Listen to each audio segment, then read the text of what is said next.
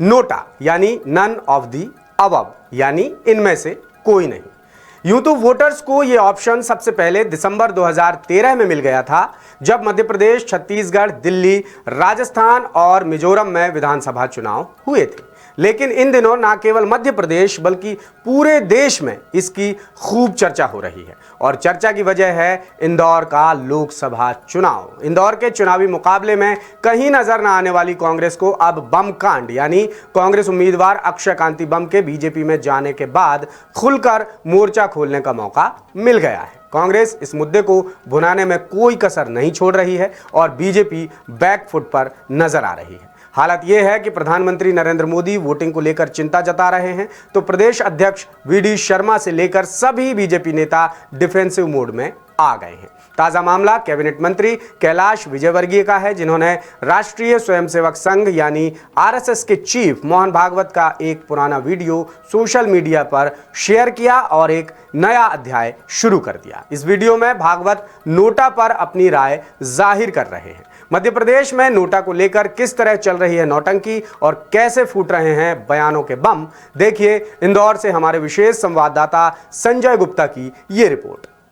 एक बात नोटा की है कि खड़े हुए 5 लोग और एक भी मेरा पसंद नहीं है। प्रजातांत्रिक राजनीति में हमेशा अवेलेबल बेस्ट को ही चुनना पड़ता है।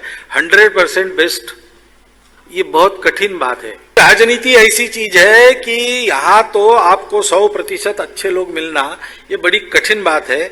इसलिए यद्यपि नोटा का प्रावधान है, मेरा मानना है कि नोटा का उपयोग बिल्कुल नहीं करना चाहिए। मध्य प्रदेश के कैबिनेट मंत्री और बीजेपी के कद्दावर नेता कैलाश विजयवर्गीय ने राष्ट्रीय स्वयंसेवक संघ यानी आरएसएस प्रमुख मोहन भागवत का एक पुराना वीडियो शेयर कर नोटा को लेकर नया चैप्टर शुरू कर दिया है। वीडियो में भागवत कह रहे हैं कि नोटा लोकतंत्र की सेहत के लिए ठीक नहीं। उसी बात को विजयवर्गीय ने आगे बढ़ाते हुए लिखा कि मोहन भागवत ने नोटा को बहुत अच्छी तरह से समझाया है। लोकतंत्र में उपलब्ध प्रत्याशियों में से जो सर्वाधिक योग्य लगे उसे अपना मत देने में ही समझदारी, यानी नोटा का विकल्प हमारे हित में नहीं। भागवत भी कह रहे हैं कि वो नोटा के पक्ष में नहीं है, भले ही नोटा चुनाव में एक विकल्प जरूर है। भागवत महाभारत काल में कौरवों और पांडवों के किस्से के जरिए नोटा के विकल्प को समझाने की कोशिश कर रहे हैं। प्रजातांत्रिक राजनीति में हमेशा अवेलेबल बेस्ट को ही चुनना पड़ता है। 100% बेस्ट ये बहुत कठिन बात है। मैं आज की बात नहीं कर रहा हूं, ये महाभारत के समय से है। कौरव पांडवों का युद्ध आसन्न हो गया तो यादवों की सभा में विचार चला कि किसका समर्थन करना। कुछ लोग कौरवों के पक्ष में थे, कुछ लोग पांडवों के पक्ष में थे। और कौरवों के अधर्म की चर्चा चल रही थी तो लोग कह रहे कि पांडव कौन से धुले चावल के हैं, इन्होंने अपनी पत्नी को कोई दाव पर लगाता है क्या, इन्होंने बहुत गलतियां की है, इनको कैसे धार्मिक कहे। तो फिर कृष्ण को पूछा गया। उसके बाद कृष्ण ने एक भाषण दिया राज्यसभा में। उसमें यहां से शुरू किया उन्होंने कि राजनीति ऐसी चीज है कि यहाँ तो आपको 100% अच्छे लोग मिलना ये बड़ी कठिन बात है।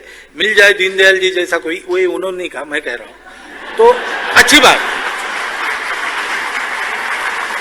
लेकिन इसलिए लोगों के सामने एक ही चारा रहता है कि अवेलेबल बेस्ट को चुनो। फिर उन्होंने पांडवों के पक्ष में अपना मत दिया। अब जब नोटा हम करते हैं तो हम अवेलेबल बेस्ट को भी किनारे कर देते हैं और इसका लाभ जो अवेलेबल वर्स्ट है उनको ही मिलता है।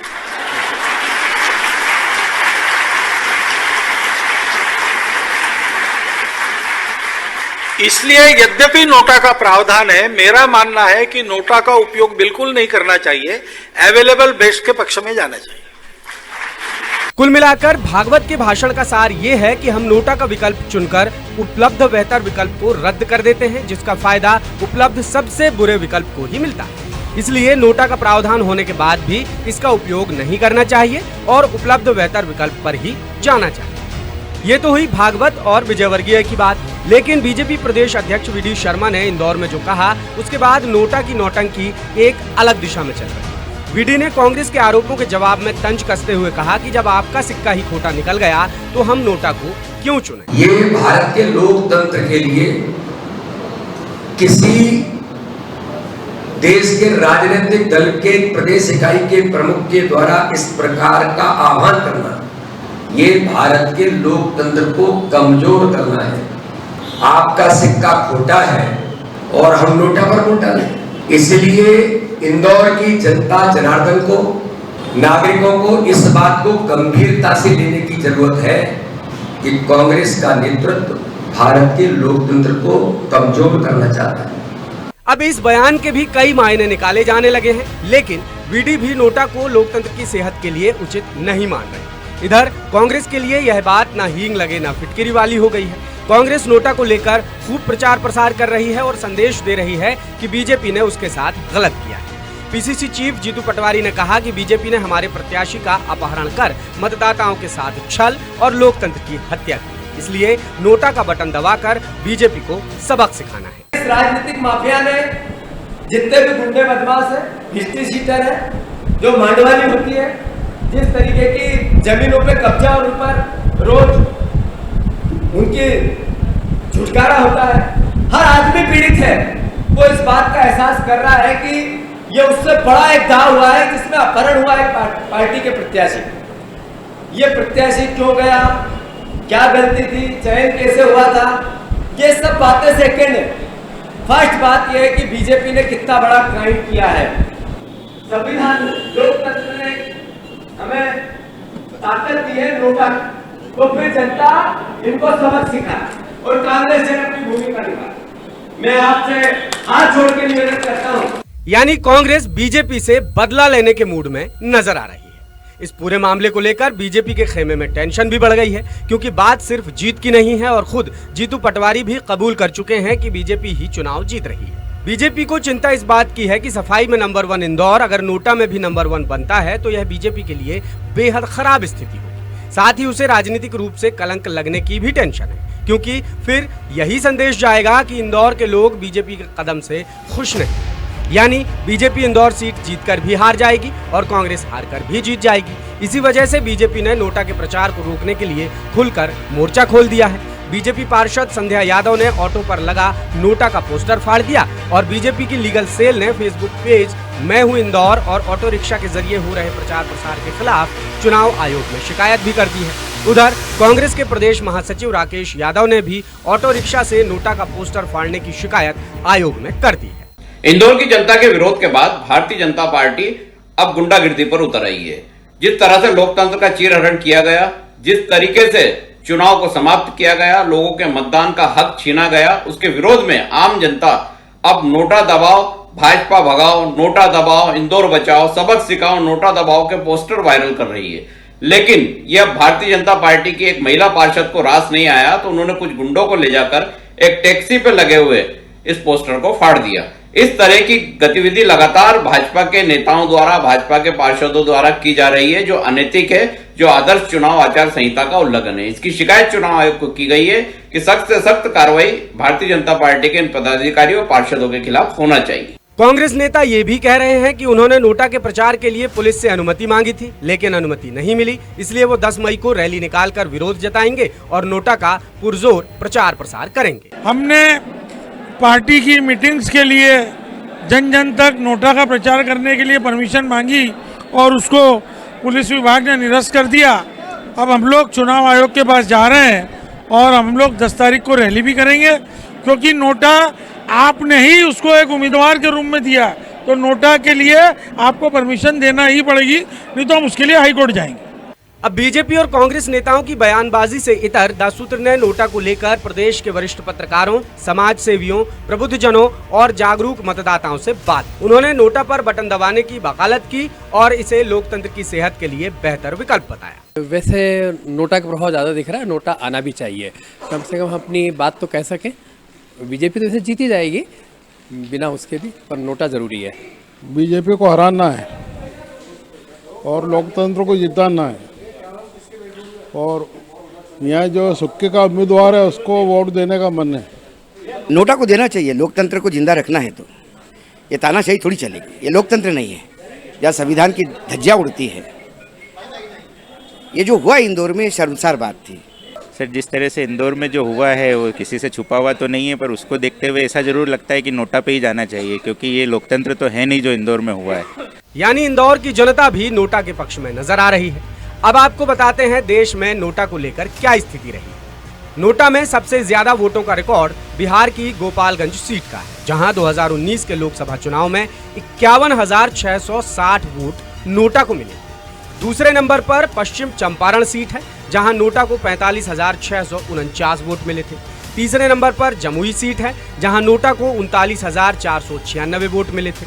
चौथे नंबर पर मधेपुरा सीट है, जहां नोटा को 38,450 वोट मिले थे। और पांचवें नंबर पर समस्तीपुर सीट है, जहां नोटा को 35,417 वोट मिले थे। देश में नोटा को सबसे ज्यादा 2% वोट बिहार, 1.54% वोट आंध्र प्रदेश और 1.44% वोट छत्तीसगढ़ में मिले। अब देखते हैं मध्य प्रदेश में नोटा की क्या स्थिति। मध्य प्रदेश में नोटा का सबसे ज्यादा इस्तेमाल आदिवासी सीटों पर हुआ।